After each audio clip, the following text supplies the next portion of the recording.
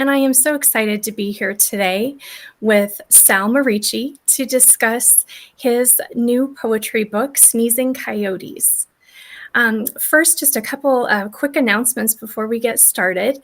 If you would please go and subscribe to Author Talks on YouTube, that would be really helpful because then that would help us get to that first milestone of getting 100 subscribers, and then I can customize the channel link. So would really appreciate your support on that. And you can also look for most of the books that have been featured on Author Talks at bookshop.org. You go to bookshop.org/shop/author talks, and you can find most of the authors that have been featured on the show and a few that are upcoming. So we'll go ahead and dive in today. So Sal, thank you so much for being here. So excited to have you. Thank you. I'm excited to be here too. Yeah. Well, thank you so much. So Sneezing Coyotes, that's an interesting name for a poetry collection. Yeah. And I always kind of, it's not an easy poem, Sneezing Coyotes. It's actually about burying my cat. Let's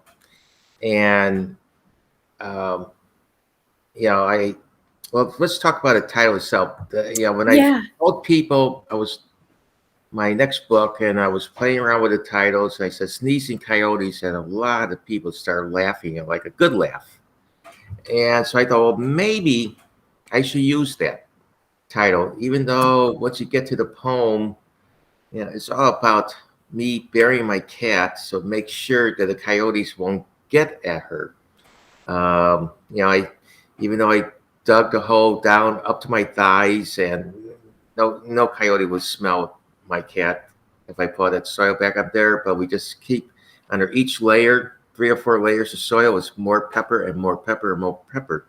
So and what is that with the pepper? I've never heard of that before. I was thinking I'll make them sneeze. I remember I got it from a old movie. I think Steve McQueen was in it, and he was running away from the police. He broke it out jail, and maybe it was Paul Newman. I don't know. I get those two mixed up when I was little. And what they were doing, they ran up behind a kid, and they go, "Hey, do you want to see some dogs really acting funny? Throw some pepper along the trail behind us to get those dogs away, those hound dogs, from chasing them." And that's why I did. I remember that movie so long ago, the dog sneezing. So I use pepper, but even though I know that the hole was so deep, no coyote will get at the animal. But it's to make sure every 3 or 4 levels or shovels of soil. You're in Florida right now. Florida, so I haven't seen snow. I saw snow first time in about 10 years before I left. But the soil, and it's just, it was just to ensure that the coyotes would not get my cat.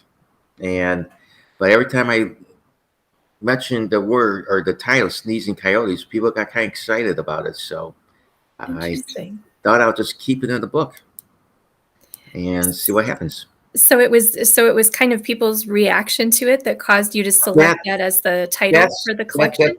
That kind of confirmed. Titling a book is really hard.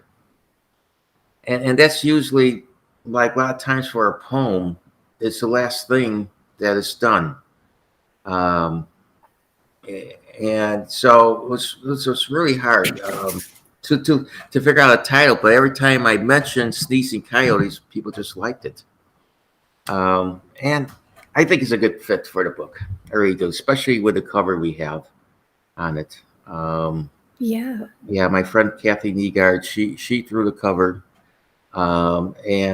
Sneezing Coyotes seems kind of funny, and even the cover kind of looks like it's almost a comical type of folk art cover, and so I thought it just kind of fit. And but when you get to the poem, it goes, maybe not so comical, but that's good. A little tension there, a little grabbing people attention, I hope. Yeah.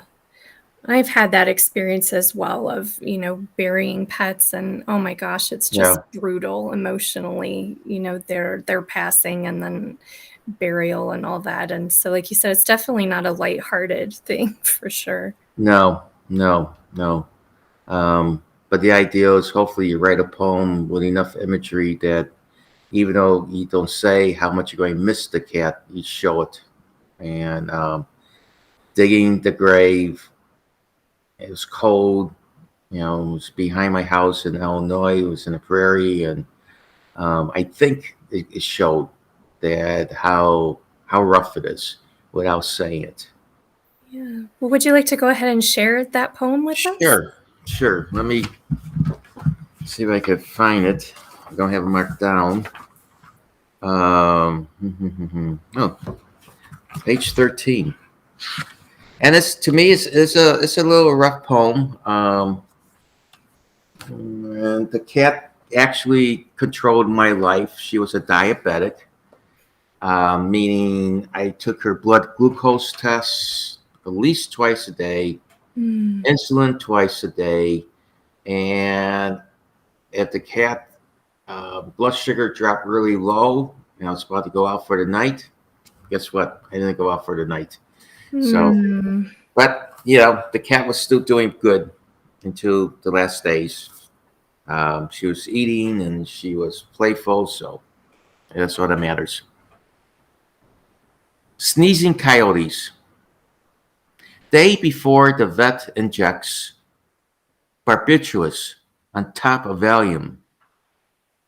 Damp autumn dusk settles in the prairie behind my house.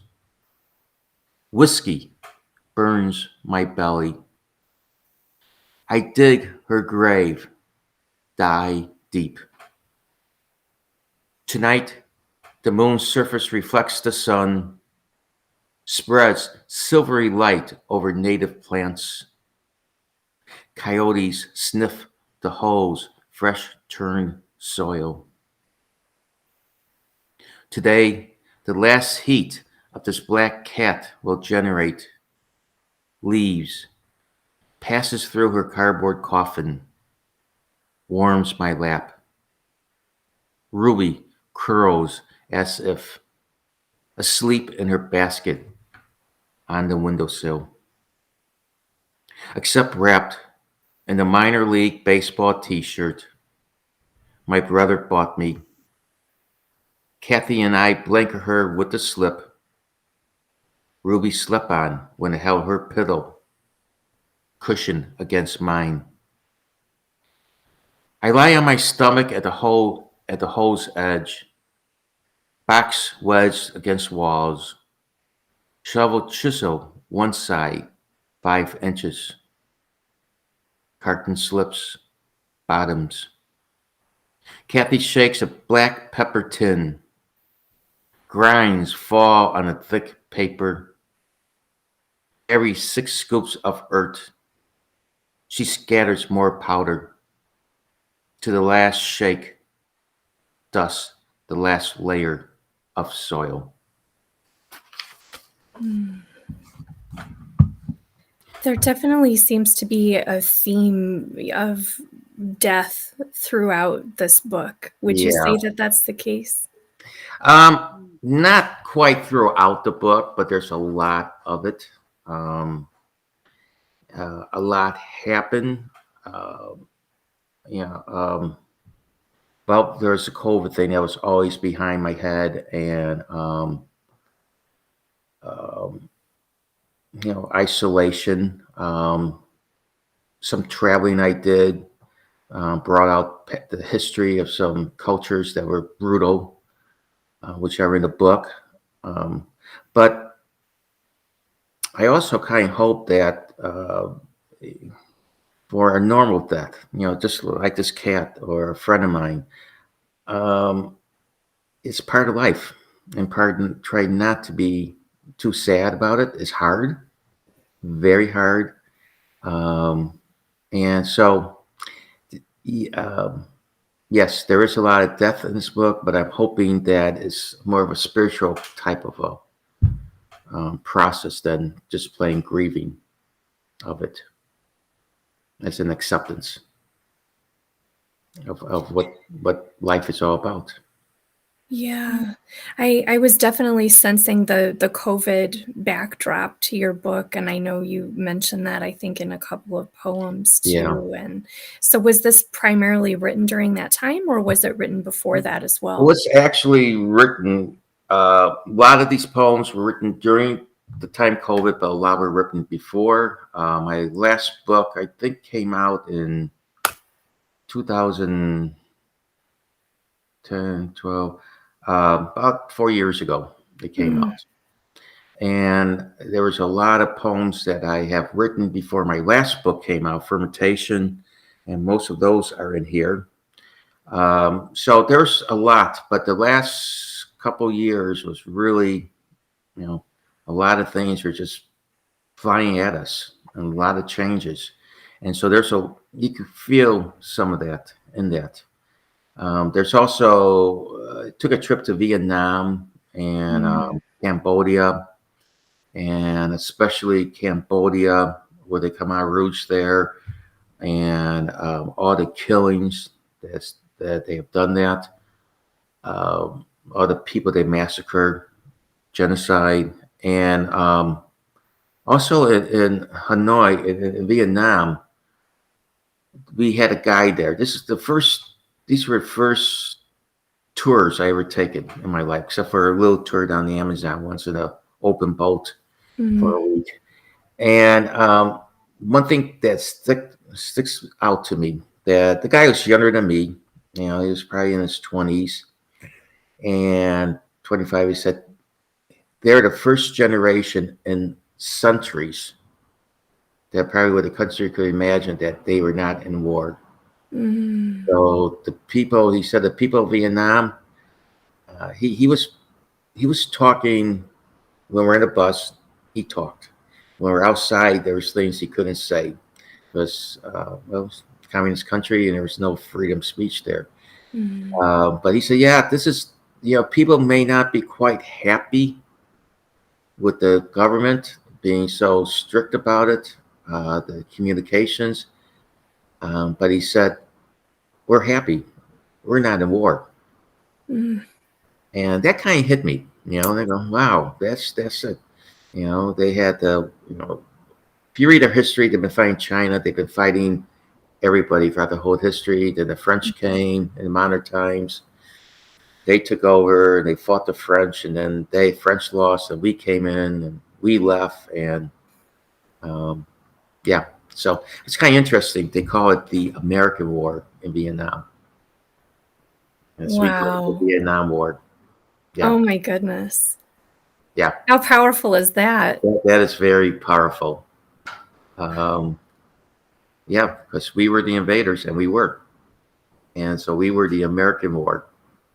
Mm, So oh my goodness. yeah, yeah. So was it your Peace Corps volunteering that led to your travel there, or was it more just personal travel? Personal, Okay. when I did the Peace Corps, it was in Central America, and I did a lot of traveling after the Peace Corps in Latin America, Okay. um, some Central and some South America. But no, this is I always wanted to, go there. I think what really pushed it, the Ken Burns special in the Vietnam War. Mm, I think that yeah. kind of pushed it. And everybody I know that went to Vietnam, they said the people were great. Um, and it was a beautiful country, which is, Mhm. and the people were great. Yeah. They were great. I got lost once walking Hanoi on my own, and they didn't speak too much English, but they did try to help me. I couldn't figure out Nice. how to buy water out of a machine, and people came up and bought me water out of a machine. 97 degrees and 100% Oh, humidity and yeah. all soaking wet, and couldn't find the hotel I was at. So, um, Wow. yeah, yeah. It's traveling is to me. I think it's important to visit some cultures. I'm not saying I learned the culture at Vietnam or Cambodia, but at least I experienced it, and learn a little bit from it from the lectures we have and so forth, and getting to talk to some kids that are in college. We had an opportunity to had a bunch of kids come in to talk about kids, college grown-ups, and came in and talked to us, and they were spoke really good English, and it was very important, and it was kind of important. It was kind of interesting, the questions they were asking us as much as we were asking them. Yeah, became Facebook with one of them. So yeah, it's just neat. It's neat, and I think we all helps us grow and realize what we have or don't have, or what we don't want to become by traveling and visiting these countries. Would you like to share one of your poems from those travels? Sure. Since we've been talking about death, I'll do this one, and I'll give you a little background. We were in Cambodia, and we got off. We were traveling down the Kong River. That was most of the trip, and we got off and did kind of. That was kind of a, we sat in ox carts. They had ox carts waiting for us, and I thought that was kind of, kind of move over the board. But so anyway, but the idea, we were going to this pagoda, and as soon as we got there, there was a terrible feeling that just came over me. And I think I realized what happened in the past, why that feeling came over me. And so I'm just going to read a poem.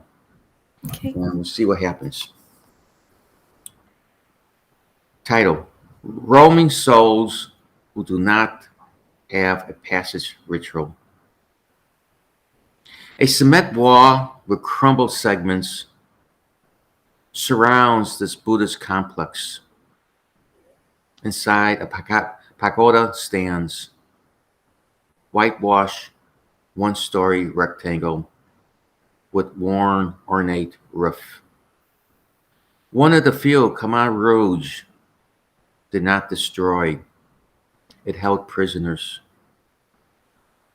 Today, inside this religious complex, on bare soil in the shade of trees, villagers lay their dead on 3 pipes anchored into 2 rows of parallel shard bricks, stacked thigh high.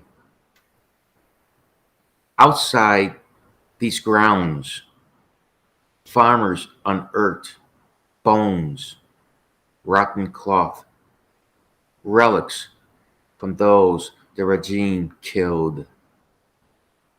Inside, lingering ghosts suck the living's energy, cry at cremations. So, and I really, truthfully, when we got in there, it's just a bad feel. And then when I realized it was a prison. And that's why that particular structure did not get torn down. They used as a prison. And they did say that they still are finding cloth from people that have been killed. And it was a terrible time for them. And so, yeah. But there was these kids that were following us, and they were great. Kind of let you know that kids are kids. Yeah. So did you write the poem like shortly after you were there, or did you like make notes and then go back and write later? What I do when I do on these travels, I have a notebook and I just write everything that comes to my mind, not worrying about if there's a poem or not. Hopefully I'll get something out of it. And then when I get home, the first thing I do, I just copy everything I wrote onto the computer. And when you do that, a line may come out, or a memory may get stronger, or something may just trigger something. And that's how these poems came about. Any traveling poem I do now is how it came about, because I have all this stuff I referenced and wrote down, and when I'm writing down, sometimes you can see maybe a direction of poem is already starting, or go, man, there is something that's going to push me off, and I want to get something out of this one line or two lines, or just some short memory of it.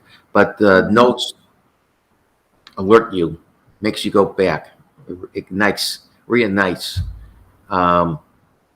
what moved me when I was there. Yeah. That's great. Yeah. I could see that being helpful, to have all that raw material, and again, not necessarily be worried about shaping it at the time, but just capture it while you're there, and then you can always go back to it later. Yes. Now, you don't have, if you want to be writing poetry or anything good, all you'll be doing is writing, and you won't be experiencing. It's a lot of work to write, as as all the authors and it's not simple. It's just sit down. Oh, I'm going to write a poem right now, and nothing's in my head, but I'm going to write something. It's going to be fantastic. In about 40 minutes, I'll be done with it. Well, maybe 3 months later, they have something good, after sharing it with critique groups and so forth, and revising. And it's just sometimes just try to find the direction of a poem is challenging. But when you do, when something clicks and keeps moving in the right direction, and when you have something that is not even close to being finished, but yet it looks like a poem is developing, that's a good feel. And actually, that's kind of the fun part too. It's a revision, trying to anchor in, and then you read it some writer groups and they don't see at all what you were trying to write, and kind of grudge around, and but you take it in and you listen to them, and may not change, but it's good to get some opinions, not just a second opinion, like group's opinions, and it helps you move along in a direction. Well, and I think that when you're writing, it's so much of an isolated activity, a lot of times. So it is nice that it's like you may need to create by yourself, but ultimately at some point you need to have some community, to be able to share with and bounce ideas off of. It's like no one can write in a vacuum. We can't all just, hunker away. And again, like that's necessary somewhat for the creative process, but like you said, at some point you've got to share things, and then that's how you can shape them and make them better too. Right. Exactly. And, when somebody said, well, I don't get this, that's good. If that's good, because that makes you, it may only take a couple words changing, and it might get the imagery that you need to get what you're trying to get across. But you may not know it. And sometimes you learn something in a writing group that may take you go right away, oh man, you're right. But it may take you 3 months later if you're on your own trying to do it.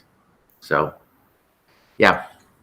So I do recommend writers to find a writing group or two, and if they feel comfortable, keep doing it with them. Absolutely. Yeah. So one question I have is, do you think that poetry is for everyone? Do you think that everyone can engage with poetry? I know that there are some people sometimes who, not just in a writing group, but in general, will just say, like, I don't get poetry. I don't get it. Like, do you have any thoughts about that? Oh, yeah. There are poets that say they like writing for poets. I even had an instructor said that once. And I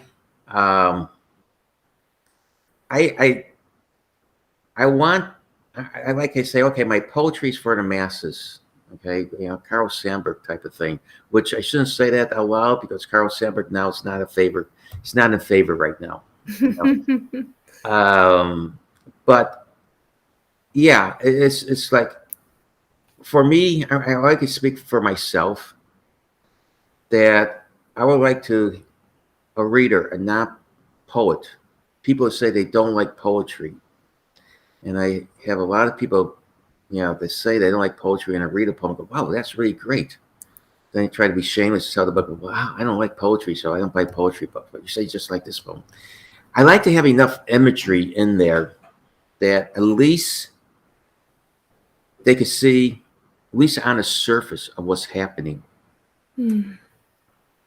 And then if they then if they don't see the craft, like maybe internal rhymes, let rhyme, proper line breaks, that would not bother me. That doesn't bother me that much because, well, they haven't studied it. Mm-hmm. But what's really neat though is that I will have people come to me and say, wow, you talked about this. It was subtle, but you talked about, oh no, I didn't talk about it, but I like it. Keep telling me. He said, you saw something that I did not even see in the poem. Mm-hmm. Um, but yeah, it's rough for a lot of people, and I think mainly because we were grown up. Let's say you do Robert Frost or any poem, and you say, well, what is it about? And one person will say this and that, and then the instructor goes, no, it's about this. Didn't you read the essay? That is not a way to turn people on to poetry. And a poem could go different directions in people's minds from their own experiences. You're waking up experiences in people's minds that we don't even know what's in, what's in their minds. That sometimes some deep things. Um, so I would like to say that poetry should be for everybody. There's all different types, and there's some poetry that if you don't get into, that's fine. But you should be able to find a poet or two or three or four more that you may actually like. Mm. And it's all right to reread a poem. If I read a poem and there's a lot of it I don't understand, but yet there might be some great language in it, great imagery. So there's metaphor in there, may not know quite what it is, but it pulls you back, and that's fine. And if you read something that totally blows you off, well, read the next poem. Mm. You know, Yeah. it might just keep on going and read it. And but don't say to yourself, "I don't like poetry. I don't understand it."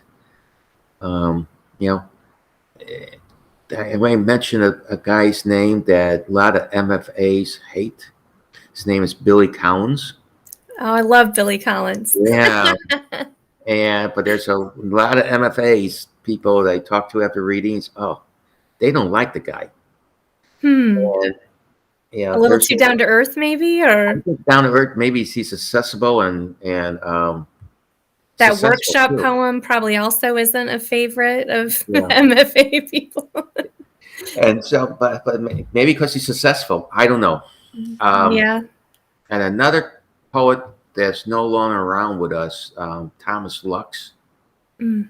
Um, I say Billy Collins is over here, but there's arguments that his poems are pretty much deeper than what they are, Mm. face level. And there's Thomas Lux. This guy, he was close friends with Billy Collins, and Mm. his poetry is so different, but yet it's so accessible too. And so, but I think he tries to write for people, though. Thomas Lux. I think he also tried to write for people, and he was one of the best poets around in the U.S. One of the top Mm. recognized poets too. So yeah, it's Well, go ahead. no, I just was going to say, I think you brought up a great point earlier too, when you mentioned about, being in school and having teachers tell you, oh, this is more what it was about. this is what the poem is about, versus, sorry, I've got a siren here in the background, versus someone being able to have their own interpretation or Mm-hmm. making it personal for them. So, Mm-hmm. and again, I think that that's something too that, my parents have spoken to me about before, of like, oh, the exact type of experience that you mentioned of, being in class saying, oh, I think this is what the poet means, and having a teacher tell them, oh no, Right. that you're wrong. This is, this is what the poet means. And, whatever the poet may have meant, or, this goes for writing in general, not just poetry, there's a certain amount of intent there. But there's a certain amount of, once it's out of your hands, it's out of your hands, and people can make whatever they want Mm-hmm. of your work, Mm-hmm. whatever meaning that they see in it. Exactly. One thing that's interesting, my education is not poetry or English. I'm basically a scientist. My undergraduate was biology with botany emphasis, and then I also had an agricultural major too. Oh, And wow. then I got a master's in agricultural agronomy, which is crops and soils. Um, Interesting. but when we, when I, there's something that's came to mind, but to keep on track. Yeah, no, Um, you're fine. but when I've been to the Palm Beach Poetry Festival quite a bit, and it's in the Helen Del Rey, Florida. It's a week long, and they get the top poets in the country. Mm. And in the morning, there's workshops. You're with one instructor you're assigned to, and the workshops all morning. Then the afternoon, they got craft talks and then readings in the evening. Um, what's interesting though, and most of the people, or a lot of the people that take these workshops, are pretty accomplished poets already. Many of them has books out, and many of them are like professors at universities. Mm. And then it's really interesting though to see sometimes those people um, disagree or say, "I see this differently. I see that different." And to me, that was refreshing to see. So I didn't have to feel so conscious of, this is what I saw, and I don't have your education, but this is what I saw, and so forth. But yeah, that was waking up to me, and that kind, Mm. I threw away. I don't know how they teach now in school. I don't know if they have to be so stringent and say, well, this is what this poem is all about. You could pick a Robert Frost poem, and I'm sure it's been analyzed over and over and over. So this is what it's about. But if someone else picks it up and say, "Man, I love the language, and it took me over here," and I say, "That's great." Well, and sometimes I find that that is what really speaks to me about poetry, is the use of language, and it's not always like a logical, analytical sort of thing that, I find like Tori Amos lyrics are like Hmm. that for me, that it's just Hmm. like, I don't know exactly what it is always that she's talking about logically, but I don't need to know. Like, Right, I enjoy the way that it makes me feel emotionally. And I think you make a really valid point too, in that we all have different perspectives and educational backgrounds and things like that. So we're all coming to a poem on the page from a different, a slightly different place. right, right. Yeah, yeah. Um, So someone with your scientific background might have, you have a whole wealth of knowledge, that other people may not have. So you may be able to look at a poem and see, oh, there are some agronomy references here hmm. that people who aren't farmers, or who didn't study, soil and crops and things Right, like that, they're not aware of those things. right. And it also helps me too in writing stuff because um, I do a lot of times throw in some science stuff in this book, or all books really, and you get a little different perspective. And one guy said, I was talking to one guy at another participant, and I said, "Yeah, I really don't have um, the education like most of these people have. Matter of fact." most of my career in college days, I was told I couldn't write. Mm. So, but he said, you know what? That's good. He said, first of all, you're not going to be so paranoid about all the rules, and you have a whole different perspective, whole different vocabulary you could use. Now, it's like anything else. The more you know about, the more harder it gets. You know, the more you know about line breaks and metaphors, and the more you read, and it seems sometimes it seems harder to get. You know? And just because you're trying to reach out something and reach out this, well, let's try this and let's try that, and you know, can we make it more of a lyrical, going around in a circle instead of a narrative type of thing? But that's how you don't get bored, you know. But I think the author's voice is always going to come out, no matter if you use a form or free verse and a lyrical or narrative poem or whatever. I really, the author's voice may change a little different, but it will be recognized. Yeah.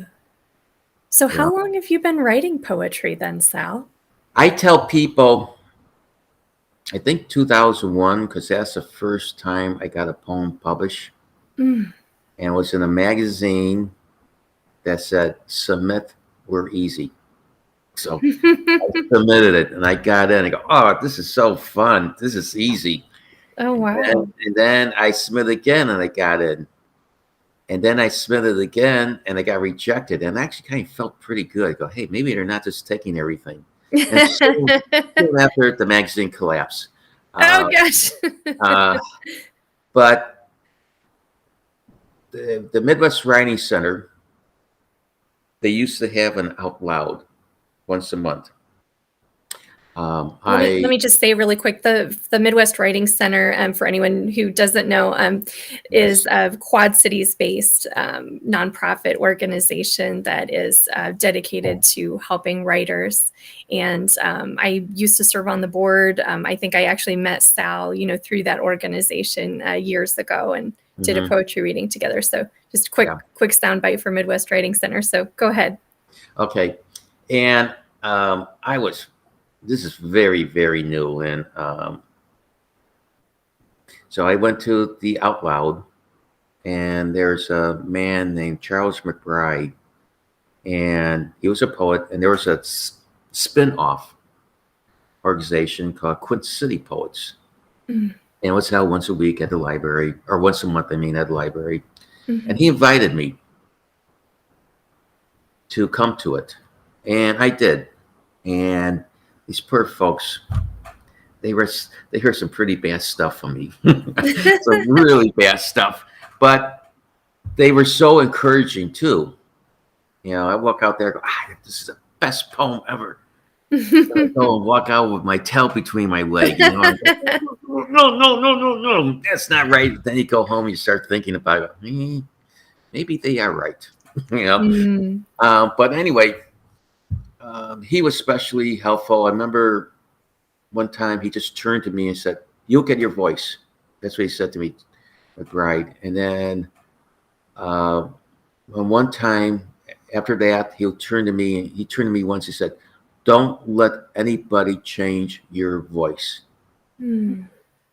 And I have to kind of think about that sometimes, because sometimes when you read some other people's poems, you go, oh my gosh, I wish I could write like that. Oh, but if I did, it'd be their voice. But yet, you want to get some of their influence, and poets you really like, and authors you really like. Eventually, they're going to be, the influence somehow is going to show up. If you really like, them, and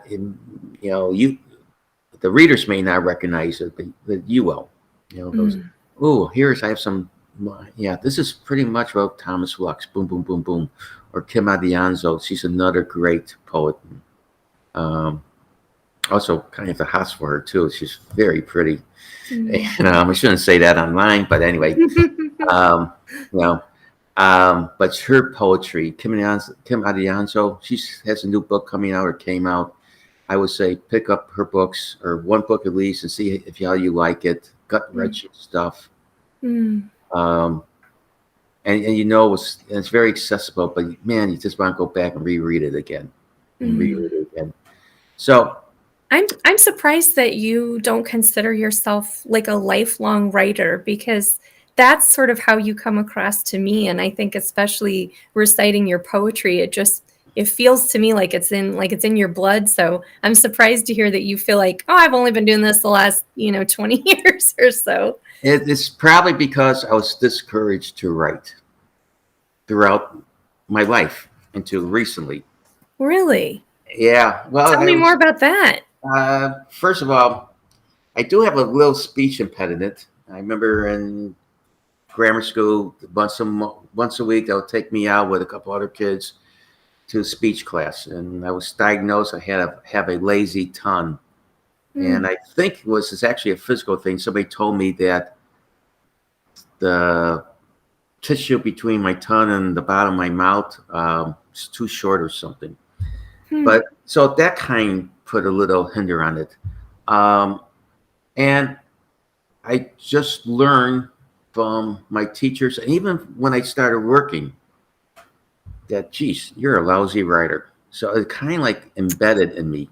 Oh my goodness, that's awful. Yeah, it was. I'm so sorry. That's terrible. Yeah, it still is. Maybe the good part is I went into the science field and I was able to get a job. Versus being a writer traveling all around. Thanks for the push away from writing. It helped me go do other things. So maybe it might be a good thing. Because don't make money on this stuff. Even the best writers have to teach to get by. Teach or edit or write for corporations or do something. Right. So yeah, but that's how it was. And then story that what really turned around was that one day I worked for the Arsenal and one of the headquarters, and Colonel Ayers, I don't know if he still lives in the area or not. He retired in the area. I know he got some engineering jobs with the cities and the water plants and so forth. He one time right before lunch pull everybody into the room, and there's a blackboard, and he said, we are supposed to be writing in active voice.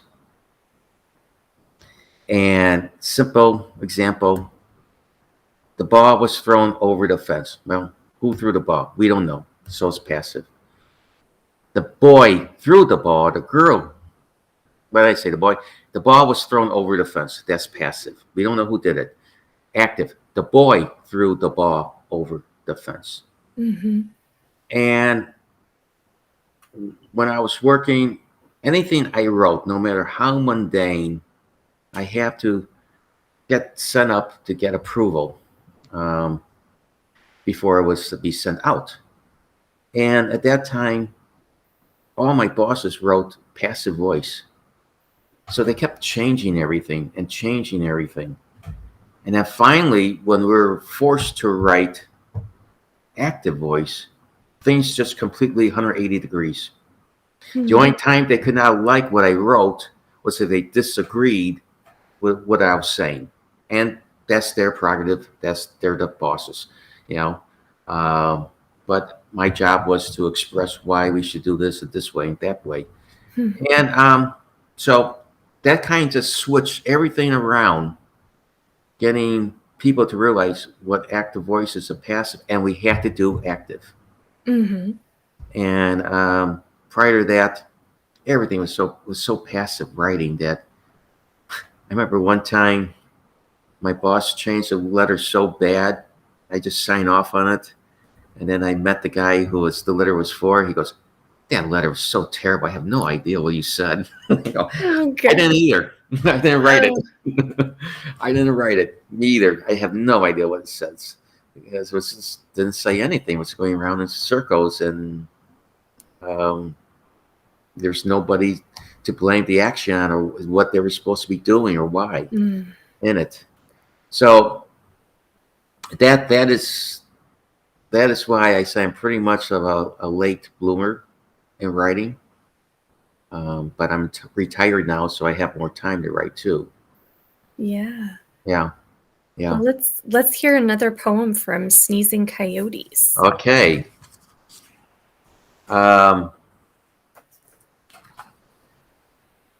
You know what? There's a poem here I would like to read, and it's about rats.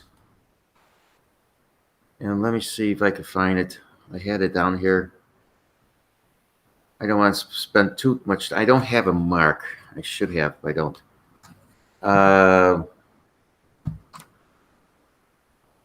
Waste of food. Okay. Yeah, fastest of Cambodian rats. And I guess I'm going to read this for dedication to Thomas Lux because I used one of his quotes, and or not quotes. I actually took lines from a poem he wrote, and he came from being in Cambodia, visiting a landmine museum, then also watching a couple of news reports when I got back about rats doing something good. Facets of Cambodia rats. Rat breeders gathered. This is an epigraph. Rat breeders gathered to primp and parade their best. Thomas Lux. And like I said, I got that from a poem that he wrote. A black rat waits in a doorway. Its black eyes wide, nose twitches, sniffs the wet markets. Fear, the living creatures for sale emit. Blood and flesh. It scurries past a display of rats skinned, gutted, cracked at the ribs, spread. Good country rats, healthy rats, rice rats, rats who eat whole grains, not garbage. Monsoons chase them to higher grounds. Farmers catch, sell, save their rice crops. Through the rural regions, brown rats bred in Tunisia wear harnesses hooked to overhead cables, guide their 2 feet plus bodies through fields, landmines remain. Twitching noses scent TNT. Their 2.6 pounds do not detonate.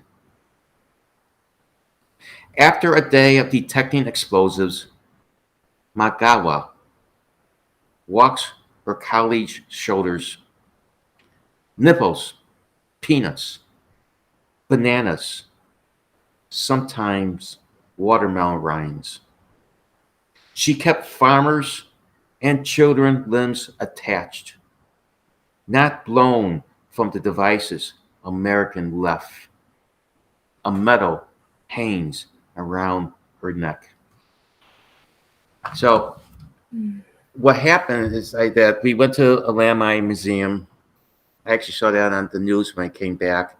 And then also on the news, there was this rat that got awarded from some international organization. And her name was actually Magwawa that was in there. And this particular rat, and I don't know why they picked this one rat, but this particular rat actually got an award. And there was a picture of this rat with a medal around her neck, or his neck, I don't know. So I go, God, that was perfect there. And then I found out about what they're doing with these rats, teaching them to sniff out landmines. Oh my gosh. Yeah.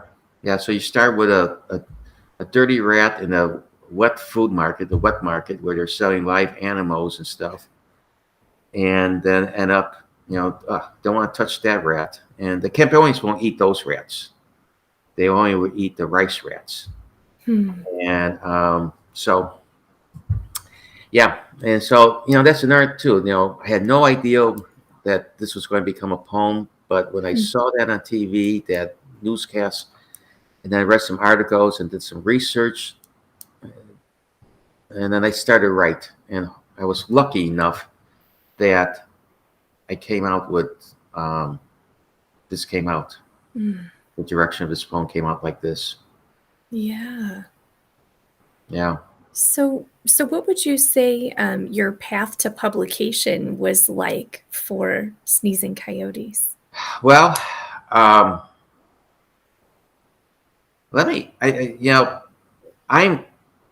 blessed that I found a publisher,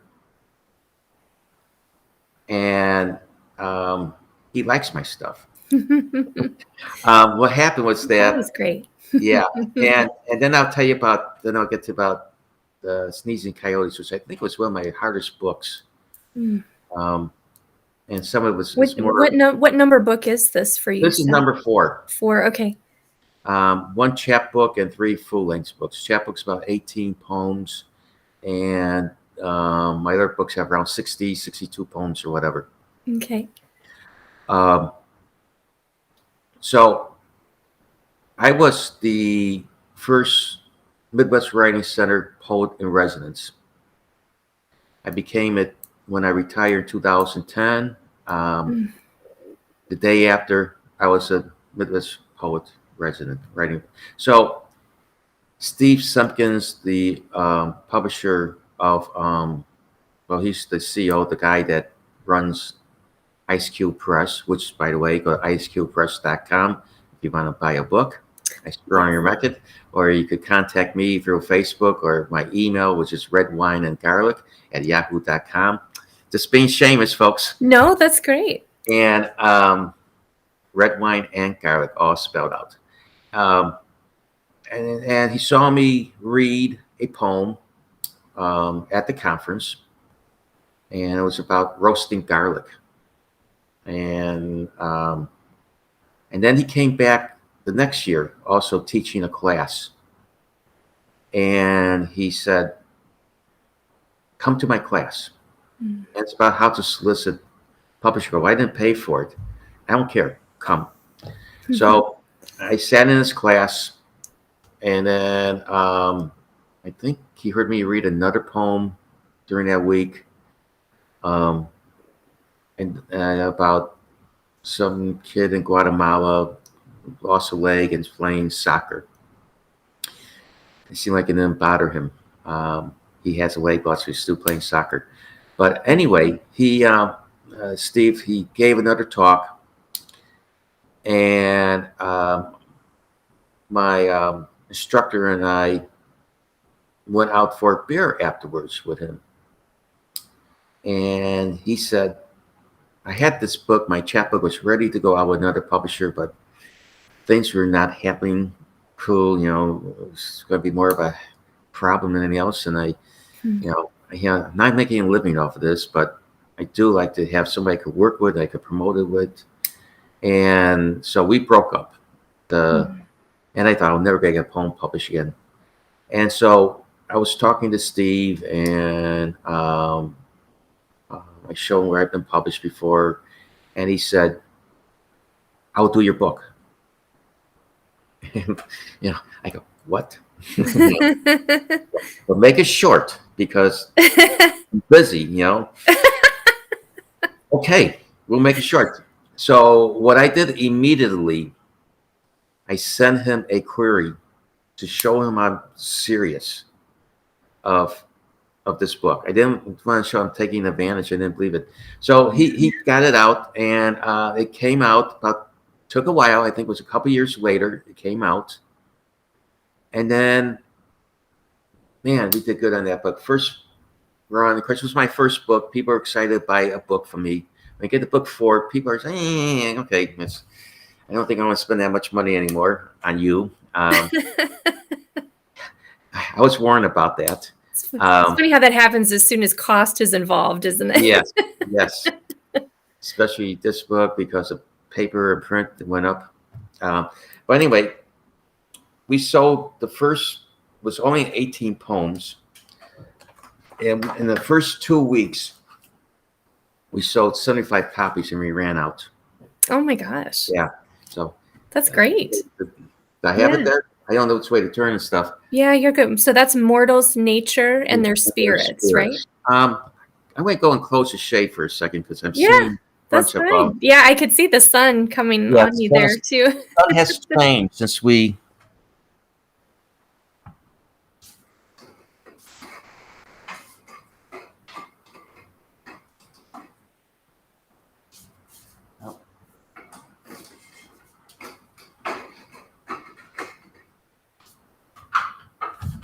Is that better? I think so. Okay, because I was noticing, got a pretty big nose, and it was kind of like light was reflecting off my nose. And the sun changes when we set this up. The sun was so oh yeah.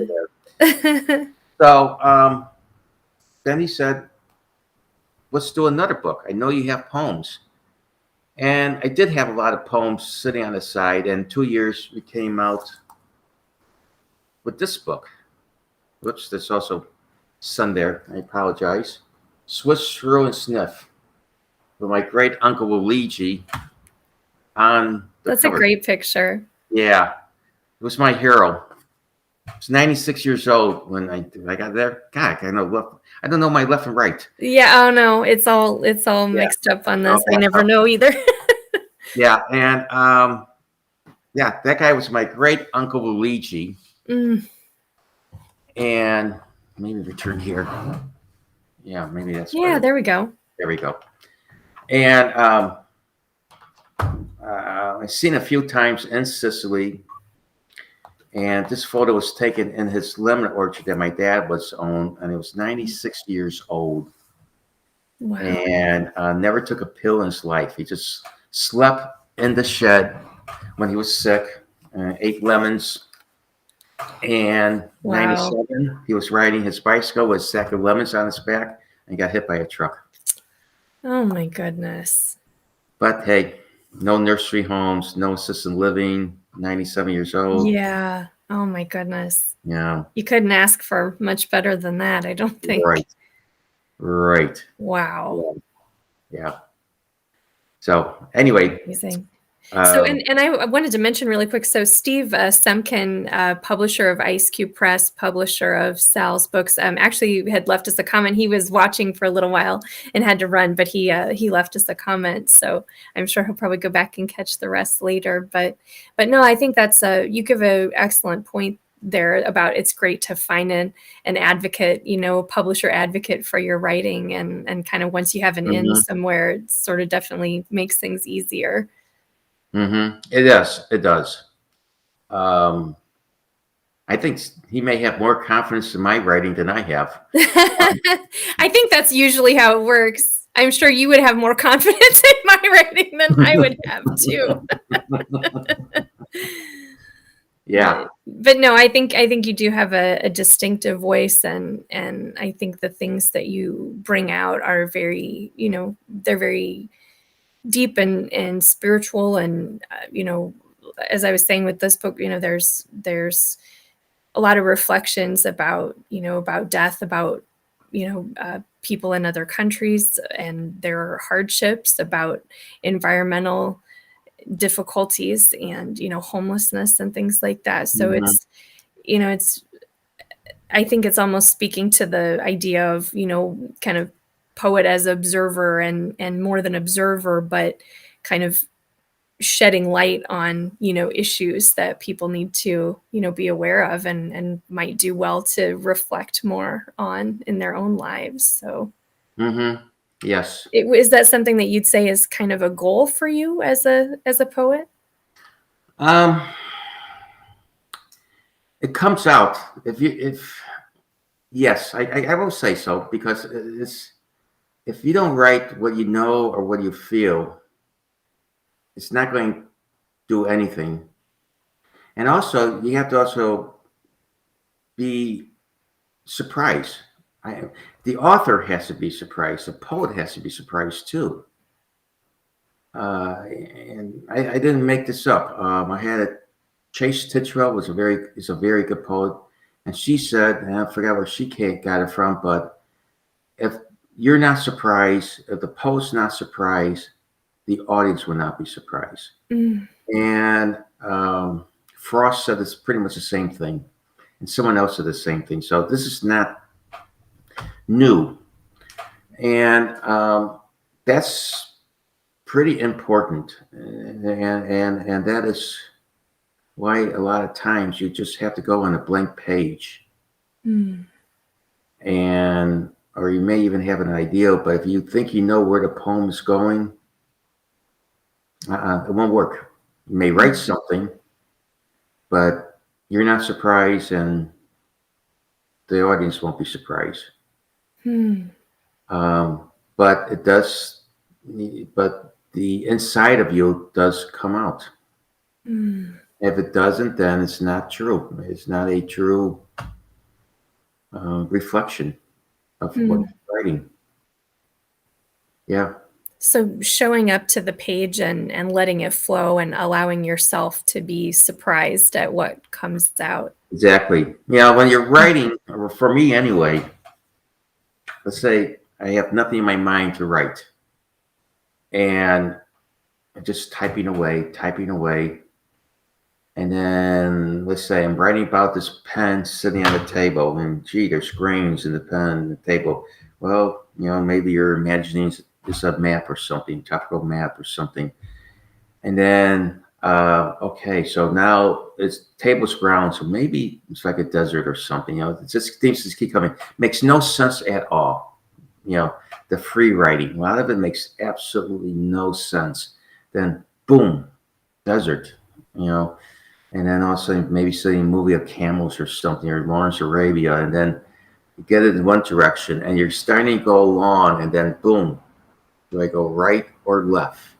I can see this may go here or go there. So you experiment. Sometimes you experiment with both,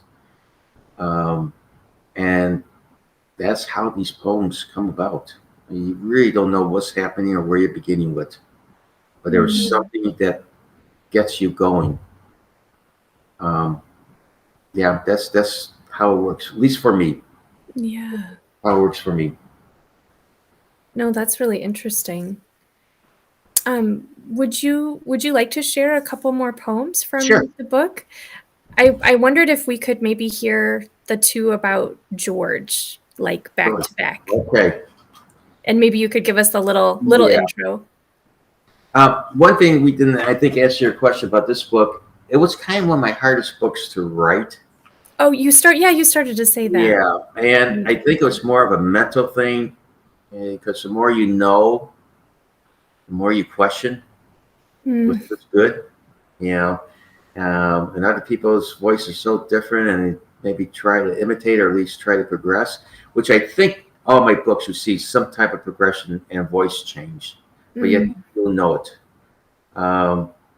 But so maybe it was a little lack of self-confidence at this time writing this, but now when I hold it, and I like the book. I think it's a good book. Yeah, it is. It is a good book. Absolutely. So let's talk about George. George is not new in my poetry. My last book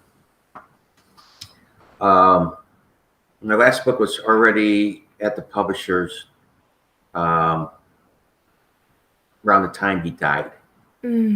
It's Fermentations. But there's a poem about him, his writing, and how we used to get mad at each other, everything else, in our critique groups. But anyway, I met him at the Palm Beach Poetry Festival. He was in the same class I was my very first year there, and I had Chase Titchwell. And then we became friends. I'm in Naples now, and I realized he found out he spent Naples in the winter time, and so became friends, and invite him over for Christmas and stuff like that. So he became a good friend. But he had this cancer, same cancer from asbestos. Mm. You don't know how he thinks he got it when he was fixing his house when he came home from vacation, and the ceiling's water leak and there's asbestos all over the place, and he was fixing it. Mm. I'm trying to move this to get the light out of the way. And anyway, this is a poem about George. Man in tropical shirt, write poetry. I believe in God. Epigraph. I would believe in God, but no one can prove it. George Mathan.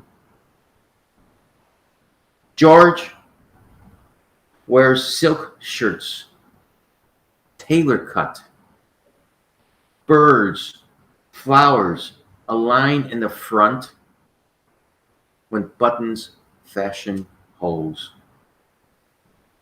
He settles in his canvas chair on a pier where mangrove roots build islands, sawgrass saw winds, eagles wade.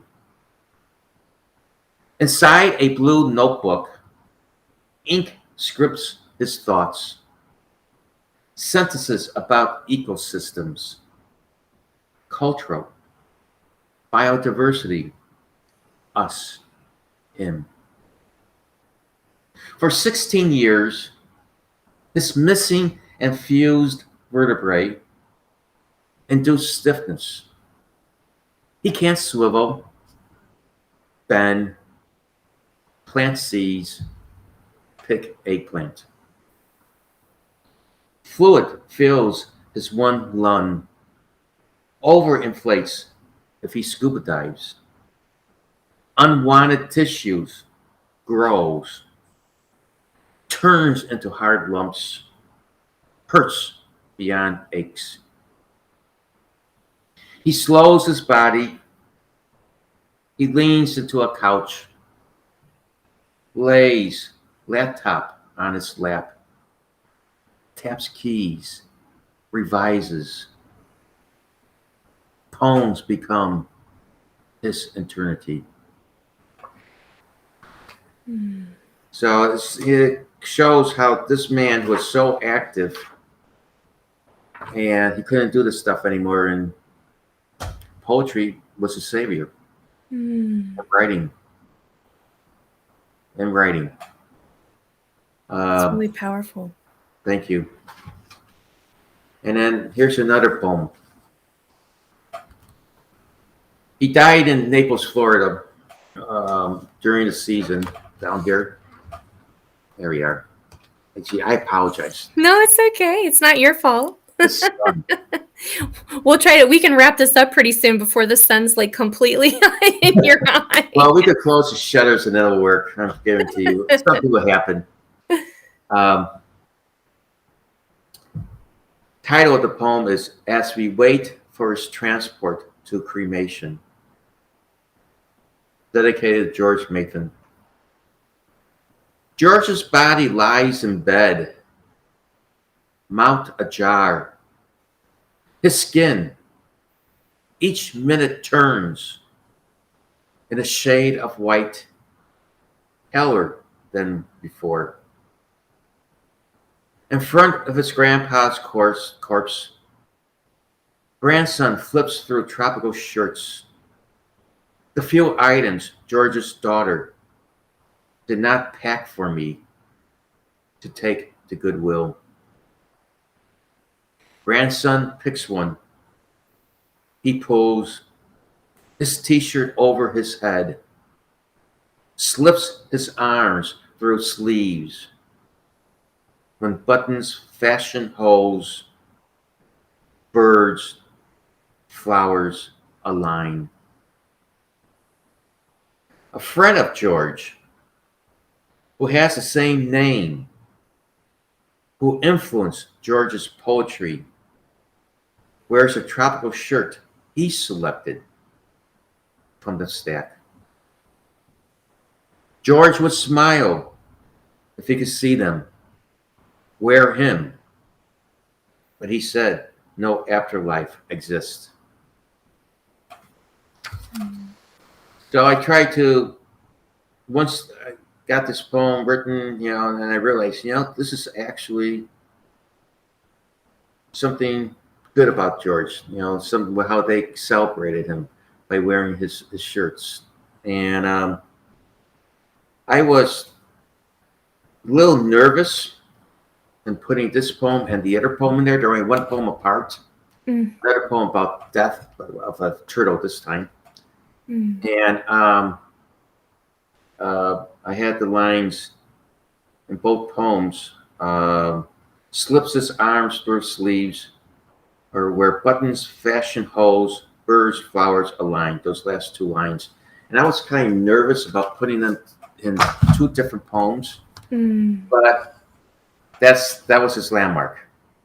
I'm going to close this line one more time. Okay.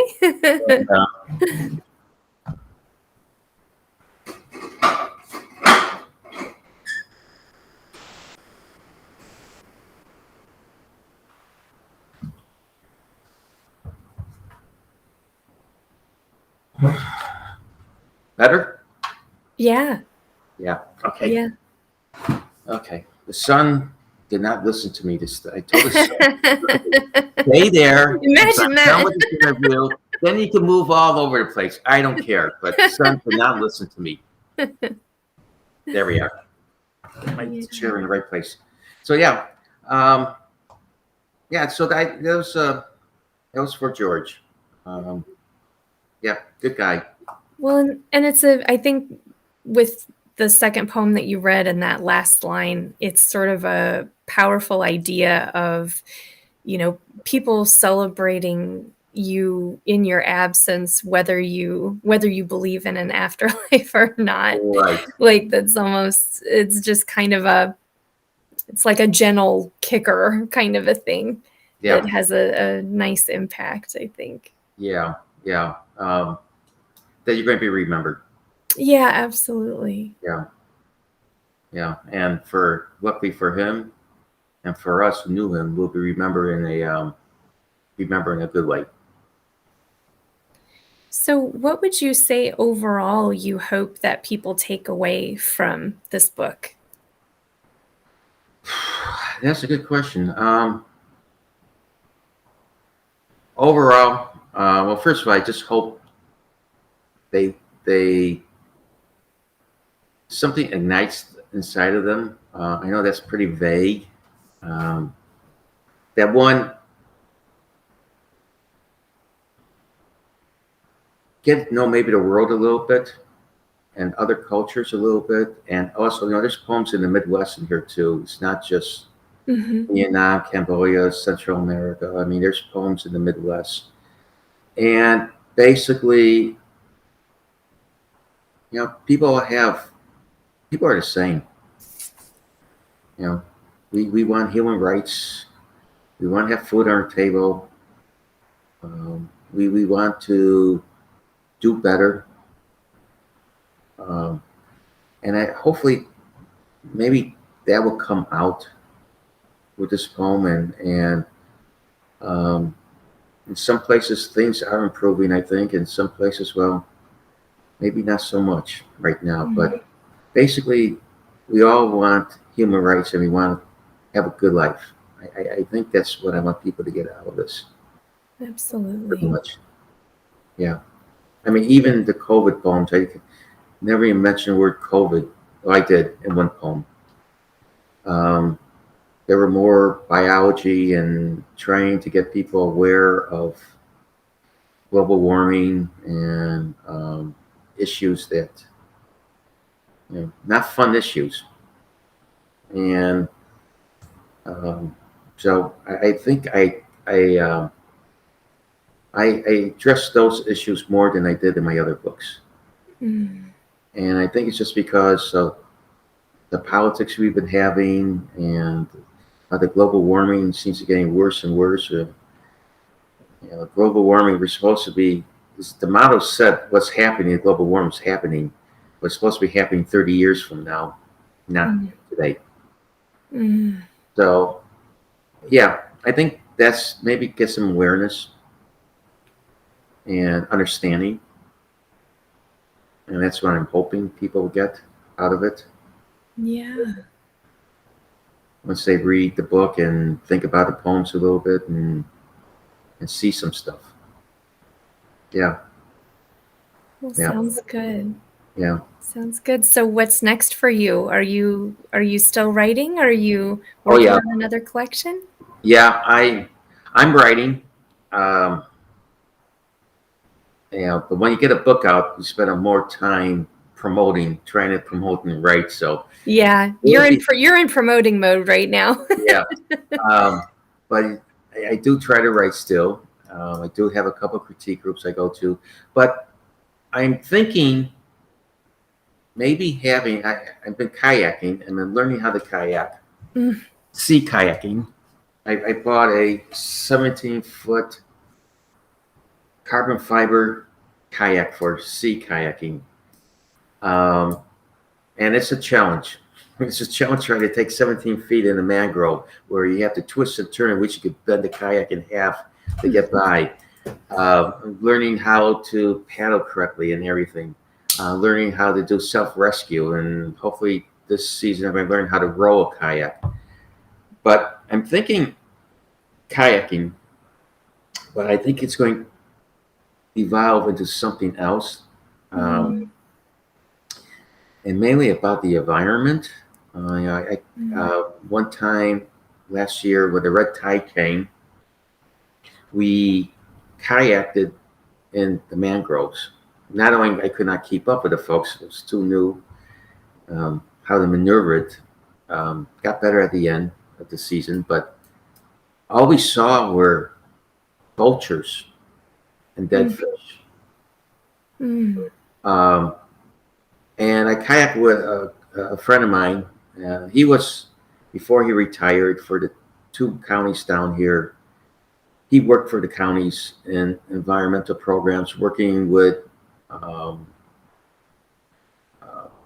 developers in these communities, this place with gated communities all over the place. And tell them, well, this is what you need to do you need to get rid of these species that are encroaching, and here's what we need to do. You got to maintain these type of species. I mean, he worked with environmental, nature, landscaping projects, and so he knows the area well. And he said, one time there's this fish mullet. Because you still see them jump, but he said, man, at one time they'll be jumping into your kayak. They're all over the place. We hardly ever see any anymore. The manatees are dying off because of global warming. The waters are too cool, too warm. I mean, to grow the type of grasses that they eat and survive on. And probably more about that's going to be coming in, but there should be some fun poems in there too. Like kayaking along, and there's school of dolphins in front of you are escorting you back to the shore. Oh wow! Stuff like that. Yeah. You don't see anyplace else. So I'm not sure how it's going to go. That sounds like a rich experience to draw from for writing. Yes, for sure. Yes. It's even. I just wrote a poem about back pain, ode to back pain. It's like me writing a letter to back pain. But kayaking is actually great for your back, because if you do it right, you're just moving, keeping your torso straight, and you're moving like this when you're paddling. But anyway, wow, it really helps my back. So that poem may get into the book. And I also have a couple of poems from up north, kayaking on the rivers and so forth. So I think that is the direction I am leaning towards to go to. Well, that sounds great. That sounds really interesting. And I think, like you said, there's room to blend a lot of different elements there. Right. But I'm afraid I'm thinking too much about it, and thinking this is how it's going to be, and then probably will never happen. So, then I say, oh, geez, this is nothing new. Or to say that this is nothing that will fool the readers that this is new. They never heard it before, because anything we write was written before. Mm. It was said before. And I think Frost says this too. He said that I, you know, our job is to fool the reader Hmm. that they have never heard us before. Hmm. And Interesting. that is, that's a challenge, Yeah. and so that's the fun part too, trying to do that. And then when you think you've done it in your mind anyway, it kind of feels good. Yeah. Kind of feels good. Poem may never be finished, but it feels good. Like that. Yeah. I think you'll get it finished, and I think Yeah. that you'll allow it to evolve as it needs to evolve as well. Mm-hmm. So it'll be good.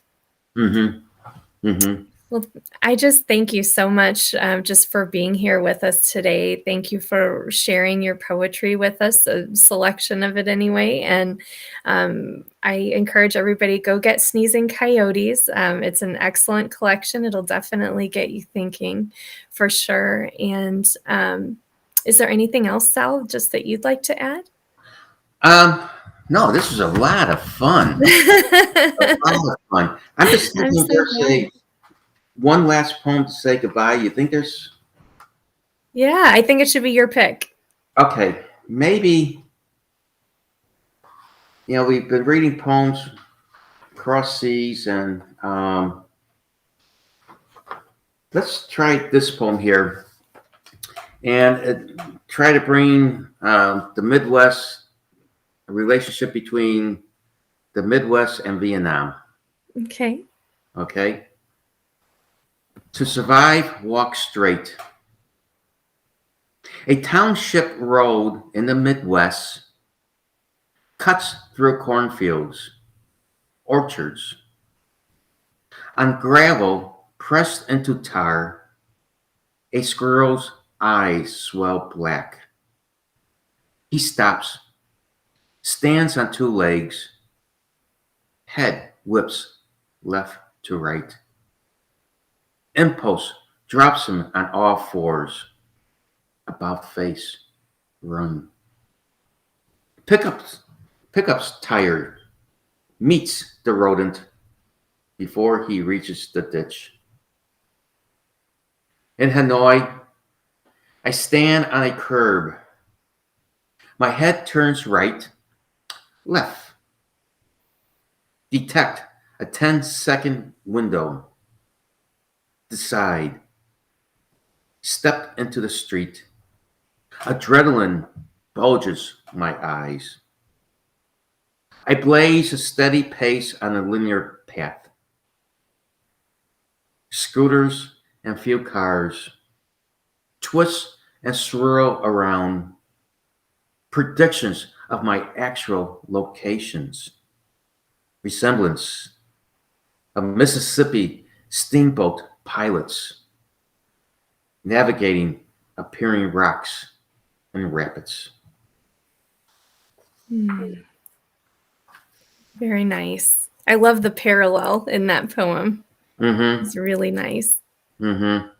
And there's another, here I had the notes about crossing the street in Hanoi, which I actually loved doing. It was kind of fun. They came so by, these scooters, just like, shoo, shoo. Really about this far away from you. But we were told never stop walking, because if you do, you're going to get hit. Oh my gosh. That's what we were told. That's how they instructed us to walk. Never stop walking. And he said one guy did before, tourists, he got hit and they had to fly him home. Oh gosh. And that's a long flight. Yeah. So, that's something like, you're thinking about but not quite sure. Then all of a sudden, you see these squirrels, they get on their hind legs and they're shaking their heads back and forth, what to do. Then it kind of merges together. And then, I don't know, maybe I was reading something about how the rapids were in Mississippi one time. I don't know. That got in there too. Yeah.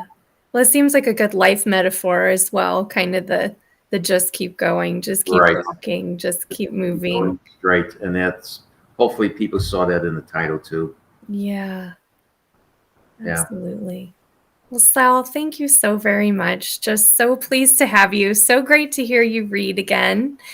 And so nice just to be, kind of reunited, at least online, after all these years, to be able to hear your poetry again and be able to help promote Sneezing Coyotes. So thank you again so much. Guys, have a happy holidays, and I'll see you when I come back up north. Maybe we can do a reading together. Yeah, that would be fantastic. That would be fun. Well, everybody go get Sneezing Coyotes. Thanks again, Sal, for being here. And yes, this is the last Author Talks for 2021. We'll be back on January 8th. So everybody, please just have a good, safe, happy, healthy holiday season. And we will see you in the new year. We wish you peace, love, and blessings. Yes. IceCubePress.com, or check me on Facebook. I'm the Salvatore Marici. That is in English. There's another Salvatore Marici, but he's in Italian. Or Red Wine and Garlic at yahoo.com. So very nice. Very fun, folks. I really enjoyed this. Thanks so much. Okay. Well, have a happy and safe new year, everybody. We'll see you next year. Okay. Ciao, ciao. Ciao.